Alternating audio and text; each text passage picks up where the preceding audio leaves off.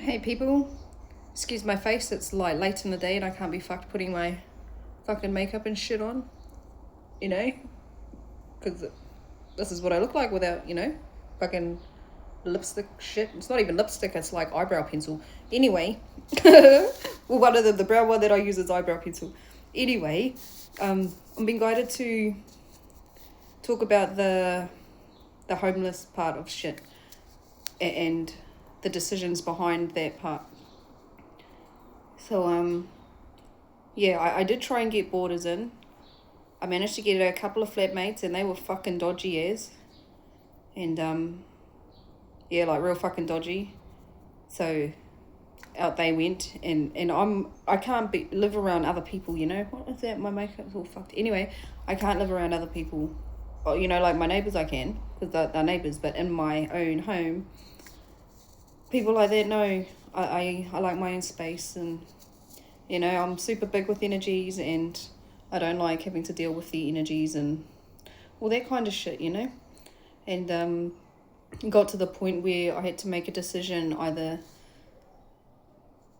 go into debt and lose the house or hand my notice in and be homeless. Either way, I was going to be homeless anyway. So I decided to do the hand my notice in and not go into that next stage in a shitload of debt. And so that was okay. And there were a lot of memories in that house. 7 years in that house. A lot of fucking good memories and a lot of fucking horrible memories, between my eldest daughter and myself. There's a lot of fighting and, I'd relapse in that house, and once they all left, flashback. Once they all left, I'd like look out in the yard and I'd still see them playing, and, everything in the house had memories to it, and I'd constantly be flashing back. And yeah, it was fucking super hard being in that house without my children. And yeah, it got to the point where I didn't want to sleep, because there was like nothing to wake up to. I was just like literally waiting to die. And yeah, I'd be out on my lawn with my music going, my boxes, there's an alcohol, and I'd just sit there, fucking drink, singing loud as fuck. I made, oh man, it was messy. It was fucking messy. And then I'd get to some points where I was just aggressive, and I'd walk down the road, and in the areas that I was living in, it wasn't a fucking safe area. I'd brotherhood over to the other side of me, and you could walk down the road and around the corner and there's the rest of them kind of shit. And I'm fucking idiot me, walking down the road, middle of the road, fucked as, cooked. And yelling at the top of my lungs, where's the fucking pedophiles, Come say hi to me, cunt, I'll chop shit off. I'm sure you can guess what word I was using for shit. And I had, let's just say I had the right equipment on me to be able to do that. And I remember this one lady, I'm just hobbling down the fucking road, a bit stumbly and shit, and she comes out of this driveway, like you can tell she just had an argument with someone. She comes out of her driveway and then turns to walk down the road, and then she says something, and then I looked at her, and then all of a sudden she's fucking coming towards me, ready for a fight. So I picked up my fucking walking stick and I was like, hey, come on there, bitch, I'm ready to kill some cunts. And then I started chasing her down the road. Oh man, fucking messy. If I had seen that shit, like if there were people sitting on their porch and shit watching, and fuck, I would have laughed so hard if I had seen that shit happen. But anyway, it was messy. It was fucking messy. And I'd walk for fucking hours. I didn't want to be at the house. And I explored a lot of that town on foot.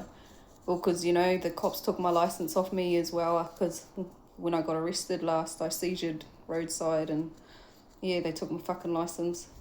I can get it back. I just got to prove that I haven't seizured for a year. So that might be on the cards, but it was either, yeah, be in debt and stuff, and I didn't want to be in debt, so I had made that decision. And then over the back of my house, it was like forest, bush kind of shit. But it was a reserve, if that makes sense. Like, it was a really large reserve. And so I was over there every couple of days looking for spots to pitch my tent. And I found a couple of nice spots, and then I'd like put something there and then go check on it, you know, the next day to see if anyone had been there or try to nick it or whatever. And yeah, found a really nice spot. And then there's a dairy down the road called Edmund Shopping Centre. And these guys knew me because, you know, we had got to know everyone in that area. And or everyone kind of got to know us kind of shit. And yeah, because we would hand out like veggies and just heaps of free shit. Like, whenever we had extra stuff that we didn't need or whatever, we wouldn't sell it. We would put it up the end of the driveway and just gift it to people, you know, because yeah, it just felt right to do. And I hit them up and I was like, you know, do you mind every couple of days if I could pop in and charge my phone? You know, I can sit out the back so no one can see me and all of that. And they knew what was going on. They knew I was going to be homeless and shit like that. And yeah, they didn't have a problem with that. They were gonna, yeah, they were really worried though, because fuck, when I went downhill real fucking quick. Like, real fucking quick. And let's just say it was a bit of a spectacle. But yeah, so that's a huge reason why. And like, because of my animals, you know, it was super hard to find a house that would allow dogs. And we had 3 cats. One decided to venture off on their own socks, you know, quite a few weeks before all of this shit started taking place. Like he already knew. And he was pretty old, so I think he left to, you know, crossover kind of shit. And then we had 2 other cats, and they were brother and sister, and they were super feral to everyone else, but to us, you know, they would come to us and everything. But I knew I couldn't rehome these cats, and then a series of unfortunate events after that, I wasn't able to bring them with me to where I am now. I'd love to go up and fucking find them, see if they're still there, and bring them down to this town. Oh man, that would be epic. And oh, I miss these cats. Sorry, I'm getting a bit emotional. And yes, to some people they're only cats, but you know that you do you. That's you. To me, animals, you know, have souls. And yeah, it was really hard knowing that they're probably at that back doorstep still meowing. And I'm hoping the people that moved into that house, I did let those people know about, you know, the stray cats, but I got them fixed and shit. And but they had become inside cats and, you know, living their best life until all of that shit happened. But yeah, so that's like the main reason about the homelessness stuff. And yeah, anyway, it's a little bit more about me. And yeah, even if you do end up homeless, you can still get out of it, you know. And the people that were around at the time, they'll say that they helped me, but they also had hidden agendas, you know, because when people are around me, their life gets amazing, you know. I shield them and shit just goes amazing for them, like fucking amazing for them. And that's what they were wanting.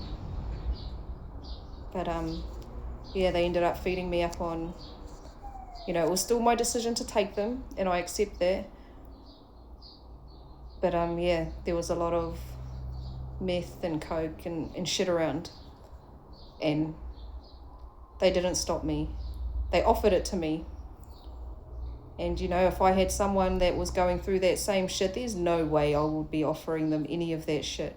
I'd be like trying to keep them fucking away from that shit, especially when you know that they have those types of issues. But yeah, it is what it is, and all their moments help me grow. So I'm grateful for all those opportunities for growth. But yeah, sorry, I'm rambling now. But hope you have a wonderful rest of your day, night, evening, AM, whatever. But yeah, keep on keeping on.